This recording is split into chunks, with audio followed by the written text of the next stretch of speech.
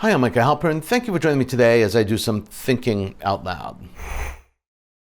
Our first segment is called Background Briefing.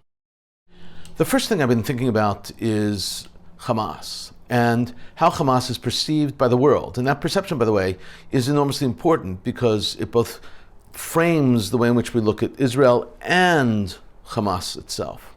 There are two incontrovertible facts, and they're being turned inside out and upside down, and downright ignored as the world embraces the ceasefire that ended the exchange of rockets and missiles between Israel and Hamas. Understanding this is going to really help further your understanding of the entire region. The first fact is Hamas is a terrorist group. Hamas uses terror to achieve their goal, and their goal is, simply put, to destroy Israel. It's a part of their charter.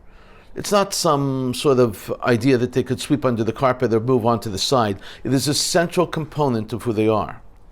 The second is a fact which is also incontrovertible, is that Hamas is in absolute control of Gaza. While there are other terror groups and political groups operating in Gaza, Hamas is the supreme political and security power there. No one else has the control that they have. No one else can do what they do. They're the largest group, most powerful group, and the wealthiest group of all of them. They put everyone else in place, and actually they tolerate others.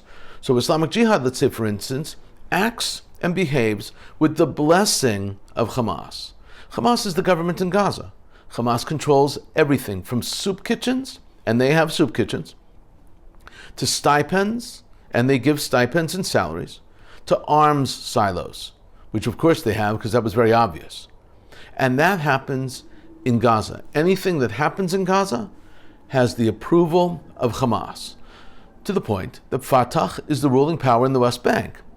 The leader of Fatah is Mahmoud Abbas, and in 2007, Hamas ousted Fatah from Gaza in a bloody, violent coup d'etat. It was 5 bloody days of fighting between Hamas and Fatah, between June 10th and June 15th. Fatah was completely booted out of the area, completely booted out of what's called the Gaza Strip, out of Gaza. And they have no control there anymore, even though they are the ruling party and power in the West Bank itself. The murderous ousting included Hamas imposing torture, even on killing and threatening grandparents in order to elicit information on the whereabouts of their grandchildren, whom Hamas perceived to be Fatah leaders and supporters. Not understanding, that is, that there is no love lost between Hamas and Fatah.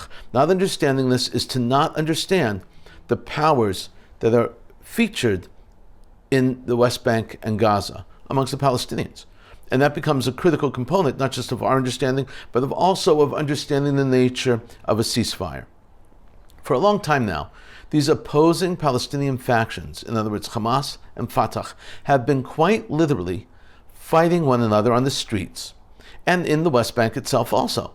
It happens very often. That is not physical fights in terms of fists, not fist fights, but literally armed fighting. And the infighting continues. International support for Hamas is limited. It comes only from Iran and Syria, and sometimes from Qatar. Sometimes, meaning it has to be a good day. Qatar often gives money to Hamas and money to Gaza, but they acknowledge that it's for humanitarian aid, but it isn't, because all money going there also goes through Hamas. Acknowledging Hamas as anything other than a terrorist organization is a gargantuan error. And that is exactly what the United States is planning on doing. They very much badly want to help the situation in Gaza and the people of Gaza, but you can't do that without giving money to Hamas. And because the most powerful country and the most respected democracy in the world, meaning the United States, is blindly and erroneously blundering ahead, other countries will follow suit and will also support Hamas. That's where the mistake is. The United States should know better. This is the modus operandi of the United Nations, not the United States.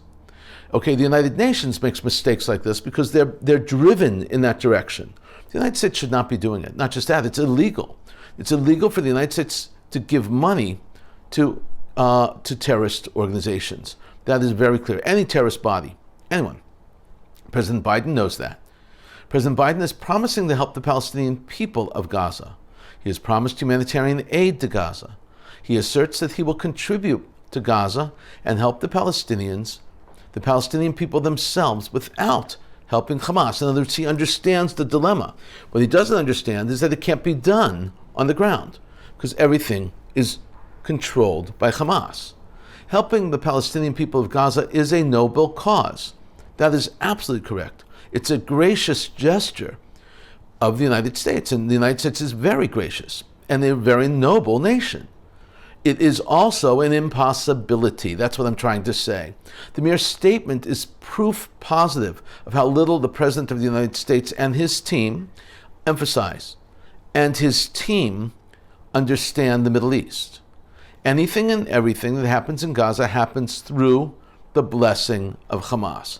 And there are numerous examples of this. And this becomes a critical component of trying to figure out how things operate.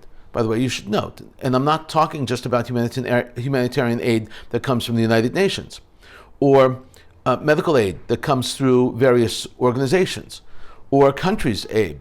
It also includes simple things.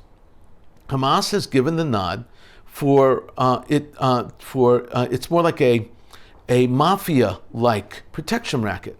That's what Hamas does, and not just with foreign assistance, as I was trying to say, and monetary aid that comes in from abroad. There is a protocol for building apartments, shopping malls, schools, hospitals, all in Gaza. In order to do that, the protocol says that there is a requisite payoff to Hamas, like the mafia, like I was saying. There is no practical way to deliver humanitarian services to anyone in Gaza without going through Hamas. Now, that's why the metaphor of the mafia racketeering or mafia protection is such a good metaphor, because the idea that Hamas can on its own do anything would be without external aid. It requires people to give them, but everything inside needs to be built by them or with their blessing. As for foreign aid, the percentage to be paid is higher than the cost of local builders. Local builders get a benefit there. The books, as they say, are cooked. Unfortunately, many of our elected representatives are as ignorant of Hamas and its true colors and purpose, as is our president. Others wear intentional blinders. Blinders, simple as that. They want to be blinded. In other words, what blinders do is they don't cover your eyes necessarily. They refuse to let you look to the side. Right? They have no peripheral vision. That's what the blinders are. The blinders come from the horse, from the equestrian tradition. U.S. politicians supporting Hamas needs to be unpacked. Those who say that Israel should not receive funds to support the Iron Dome and other defensive weapons are handing the keys to another conflict over to Hamas. And that is frightening. The claim to be supporting the Palestinians and helping Israel, this is important, helping Israel morally is bogus. Because what people are saying is that, we want to support the Palestinians because they need support, but Israel's doing a morally improper thing, and as a result of that, we need to help them morally. Now, anyone who comes out and wants to help you morally, you should put a question mark behind that. This, again, should be absolutely clear. It should be obvious. Supporting Hamas means supporting terror. Advocating for Hamas and advocating to deny Israel defensive weapons is in and of itself tantamount to asking for Israelis to be killed.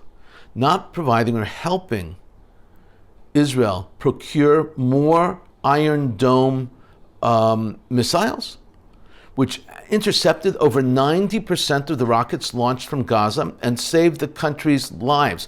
It's unbelievable. It is literally countless, the number of lives of Israelis that were saved, because 4,000 rockets were shot, over 90% of them were actually intercepted. Countless lives were saved because Gaza launched these rockets. 4,000 rockets is akin to advocating a death wish for Israel and Israelis. And that's something that you should really think about. to suggest that the United States not support Israel, or to link Israeli support with Israel's attitude towards the Palestinians, is a serious question. Supporting any measure that would limit Israel's defense against these rockets is a vote to murder as many Israeli Jews, and parenthetically, you should know, Israeli Arabs also, because they too, of the 12 that were killed, 2 were Israeli Arabs, as possible. Hamas rockets were launched into Israel without guidance systems. They kill indiscriminately. Rockets are launched with the hope of killing and maiming as many Israelis as possible. And that becomes ultimately their objective. It's critical that you understand this. The Iron Dome can be used for nothing but defense. It has no other purpose. It is a defensive weapon exclusively. It works by triangulating a rocket's path and anticipating its target, and then intercepts it midway. So that's actually the story of the Iron Dome. Coming up next, points of view. This column is written by Yaakov Katz, the editor-in-chief of the Jerusalem Post. It was published in the Jerusalem Post on May 13th, 2021. The piece is entitled, "Jewish-Arab Clashes Are a Victory for Hamas." Opinion. And then it's subtitled, and this is actually where the real subject is. And I don't know, I never read the hard copy because we never get a sense of what the hard copy is over here. Subtitled, "The strife in Sheikh Jarrah has nothing to do with the ongoing war with Hamas, and is just a convenient excuse. But the world would have us believe it was all over the evictions in East Jerusalem." So that's the title of the piece. And he actually goes into explaining this. I'm not going to go into a lot of detail, but I'm going to bring out some of his important quotes, because from there you can actually see how he lays out the argument. And the argument is much bigger than simply this conflict. Katz begins by taking us along with him on a walk. He writes, "The stench hung in the air on Monday over Sheikh Jarrah, the East Jerusalem neighborhood that stood at the center of the world's attention at the beginning of the week. The smell was from the skunk the police truck used to disperse riots with putrid-smelling liquid. I had come to Sheikh Jarrah to talk to some of the residents, to understand what it was about these Palestinian families that had the entire world up in arms at Israel. What it was about this place that made Hamas's shadowy commander, Mohammed Deif, use it to issue a rare ultimatum that Israel would pay a heavy price if the evictions went ahead." Now, Katz continues now to try to explain and describing the people that he met and the conflicts and the issues that they were going through and the problems that they were confronting, and whether or not it was an Israeli or a Palestinian conflict. This is in East Jerusalem itself. This is not in, these residents are not Palestinian Israelis. They are Palestinians without Israeli citizenship.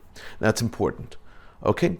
So he meets and has conversations. He describes these issues. There are people who were being displaced, so he wanted to describe them and give them character, personalities, see who they really were. It was, after all, the supposed cause of the conflict itself. So Katz wants to give some personality, something personal to the story itself. So he writes, "I met with a member of the Jani family, whose home is slated for eviction. The Janis used to live in the Katamon neighborhood of Jerusalem. They said, and the original home is still there, on Rehov Rachel Imenu. They fled in 1948 during the War of Independence, and spent the following years as refugees in Syria and then in Jordan. When they received permission to build a new home in Sheikh Jarrah in 1956, they thought they would finally be able to move on." Katz now offers the perspective that Hamas and Gaza have nothing to do with the rioting and the situation in Sheikh Jarrah and what's going on in Israel itself. Yes, it causes tension, but what's going on in Israel itself is an explosion of frustration by Israeli Arabs, they used to be called. And that becomes the essential question. They are a completely different community than the community in Gaza. So, Katz writes, the other conclusion is that what is happening in Sheikh Jarrah has nothing, absolutely nothing to do with the ongoing war with Hamas in the Gaza Strip. It is this week's convenient excuse for Hamas to do what it has been striving for since its inception 34 years ago: destroy the Jewish state of Israel. Unfortunately, the world will have us believe, as they so believe, that Israel instigated this conflict over the planned eviction of the Dajanis and their neighbors, as well as covering up the way it managed the riots in Jerusalem in the run-up to Jerusalem Day. In conclusion, Katz writes that he does not believe that the Israeli Prime Minister wants to extend the violence. There's a whole theory in Israel being right now that Netanyahu, the Israeli Prime Minister Netanyahu, wants to extend the violence because that will squelch the ability of Bennett and Lapid to create an alternative coalition of right, center, and left parties. So he believes, that is, Katz believes, that that is not an objective of the Prime Minister. That he does not want violence to continue solely in order to torpedo the potential coalition between Bennett and Lapid. And that would topple his premiership if that were the case. That is, if the coalition happened between Bennett and Lapid itself. According to Katz, that question, whether he is extending the violence for political gain, and that's the question he's asking, is the overarching issue with the Prime Minister. He actually suggests that that's one of the biggest problems, that he has a Prime Minister who is literally on trial right now. And as a result, people are questioning the ethics of the Prime Minister. So Katz concludes, but wherever you stand on the issue here, by the way, that issue is whether or not he's extending the violence. Here is the problem with the question itself. The fact that we even have to ask ourselves whether this is a possibility underscores the problem of having a Prime Minister on trial when the country is at war. Every decision becomes suspect, including those with life or death consequences. This is bad. Bad for Israel, bad for Israel's fragile democratic character. When the violence eventually ends, Israel will have to find a way to rebuild and pick up the pieces. It won't be easy, but we will need to keep our eye on the bigger picture. There is no alternative. It's an excellent piece by Yaakov Katz. Excellent piece because it focuses on the internal versus the external dilemmas, as well as the problems that are taking place in the country itself. Also, the big problematic element of the question of the Prime Minister, that all of his actions are potentially suspect, because, after all, he is running for election and on trial at the same time. Coming up next, commentary through cartoons, where pictures tell the story. The first cartoon is the meme that pokes fun at the newly released aid given to the Palestinians from the United States. It's funny, but it's also wrong, you should know, because no U.S. money went to Hamas. But nonetheless, it's still funny. But recognizing that it's wrong is also important to do. But it makes a strong point nonetheless. And the meme is still very funny as it pokes fun at giving money to the Palestinians. But it does not, again, the United States does not give money to Hamas. The meme shows rockets and destructions in Israel. Terrible destruction. And you have parts of rockets all over the place. It's all as a result of Gaza rockets being shot from Gaza into Israel itself. The meme reads, "Dear Joe, that money you sent to Gaza has just landed in Israel. You're not feeding families, you're funding terror." It's very poignant, it's very powerful, it's very funny, but it's also not correct. In a moment, more of my own perspective and a few predictions. Rioting by Arabs in Israel has spun out of control. Attacks on Israeli Jews by Arab Israelis have increased dramatically. There have been violent riots by Arabs against Jews in Jerusalem, Haifa, Lud, Tiberias, Acre, Al-Fam, Bat Yam, Jaffa, Izar Zarqa, Wadi Ara, Hadera, and Beersheba. That's a long list, a very long list. In the course of these riots, 374 Arabs were arrested and 36 police were injured. Many of those arrested were teenagers, some as young as 13 years old. There's a pent-up frustration right now we're seeing of Israeli Arabs, of Arabs who are Israeli citizens. And that frustration is overflowing in terms of understanding what's going on. It's like a seething cauldron boiling up. It has to be dealt with properly, and not simply through policing and through army action. So one has to really focus on this. There is clearly some serious wounds that need to be dealt with. A synagogue in Yaffo was set on fire. Beatings of individuals by gangs have taken place. Policing is only one tool to prevent riots.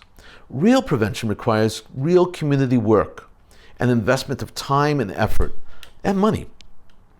Unfortunately, over the past few years, Israeli leadership has neglected these crucial issues of Israeli Arab communities, and their frustrations have festered. It's important to realize this. It's not just about the conflict between Israelis and Jews in terms of land. They have land. They're living in Israel. It's also about infrastructure, roads, water, education, all the things, money, allocations, protection, all the things that are necessary.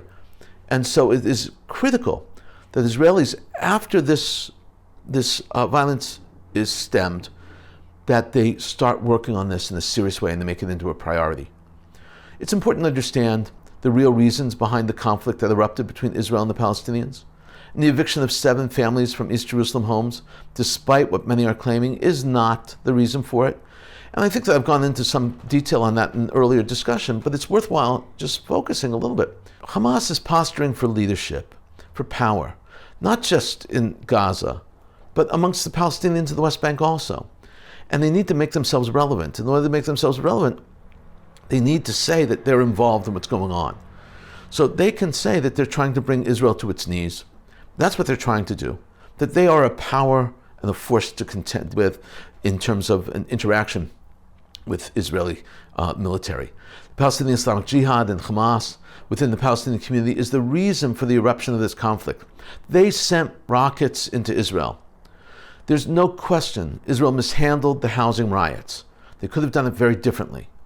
They should have known better, and that mismanagement poured proverbial fuel on flames, and that stimulated the kinds of other things and stimulated actually Hamas to make the decision to launch their attack. The riots served to force Hamas's hand, and Hamas wanted to make themselves the power they wanted to be within Palestinian society. They wanted to be more relevant than Fatah, and hence they launched nearly 2,000 rockets into Israel. Within those 48 hours and within a week, even more than that. Israel needed to hit back. For instance, Israel hit 750 targets and 160 rocket launchers within 18 minutes. Israel launched 170 smart bombs aimed at terrorists and terror facilities, especially missile launchers and weapons depots and command and control centers. They were all surgical strikes. The IDF claims to have successfully targeted 60 Hamas and Palestinian Islamic Jihad leaders. The leaders are important because once you cut off the head, it's hard to emerge with a whole other set of leaders. So if you can destroy the entire leadership class, then hopefully they will be without leaders for a significant amount of time. Hamas says that the Israeli strikes have killed 100 people. Probably many, many more, because many were caught in the tunnels that Israel attacked. As many as 400 were caught in the tunnels. Those were all Palestinian, Islamic, and Hamas leaders. We've been thinking out loud about a lot today.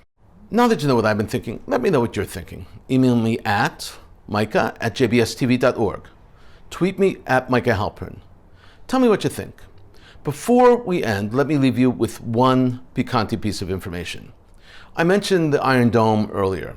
I want to explain the brilliance of the science behind the invention that is so fundamental to Israel's security and safety, that without that invention, by the way, thousands upon thousands, literally countless Israelis would have died in this conflict with Hamas.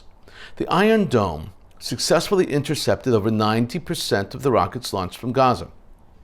90%. That number out of over 4,000 is truly earth-shattering. And all those rockets that did get through, got through less because of the Iron Dome's failings and more because of the Iron Dome system. Like any defense system, has some imperfections. In this particular case, the Palestinian terrorists knew that if they overwhelmed the system, that the rockets in the Iron Dome have a finite amount that they can shoot. They can only shoot so many at a time, right? And so as a result, the rockets shot from Gaza, if they came and overwhelmed them, they shot a multitude at the very same moment in various different places, then Israel would be saturated, the Iron Dome would be saturated. And Hamas and the Palestinian Islamic Jihad tried to overwhelm the Iron Dome, and they nearly succeeded, nearly. But no one is talking about this, thankfully. But that was their plan, to shoot more rockets than the Iron Dome can respond to. And thankfully, it did not succeed. Now I want to try to explain exactly what the Iron Dome does in terms of its triangulation. The Iron Dome triangulation is to plot one site to a third point and figure out from one site to a third point and figure out the middle point in it, okay? Or a point somewhere around the middle, all right? So what happens is the principle behind triangulation is this. You see the rocket take off from one point, and then you plot its path, okay? So you're watching the rocket as it's traveling. The official terminology is actually called extrapolating. Okay, so you're extrapolating the rocket's path. Now, as you extrapolate the rocket's path, it reaches its peak.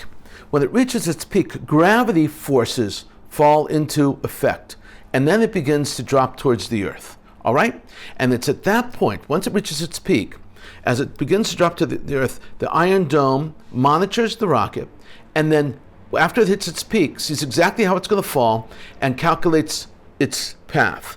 At that point, they shoot a supersonic rocket, not just any rocket, a supersonic rocket, which intercepts it on its fall way high above, just below its peak, so that after it explodes, when it gets to the ground, all the remnants when it gets to the ground will not hurt anyone. So that's the science behind the Iron Dome intercepting Hamas rockets. Thank you for thinking out loud with me, Micah Halpern. Let's think out loud again next week on JBS.